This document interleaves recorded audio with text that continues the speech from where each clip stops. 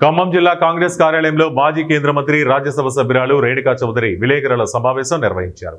ఈ సందర్భంగా ఆమె మాట్లాడుతూ తనకు చాలా గర్వంగా ఉందని, దేశవ్యాప్తంగా తెలంగాణ రాష్ట్రం ఆదర్శంగా నిలబడుతుందని, రాష్ట్ర ప్రజలు గర్వంగా ఉండే రోజులు వచ్చాయన్నారు.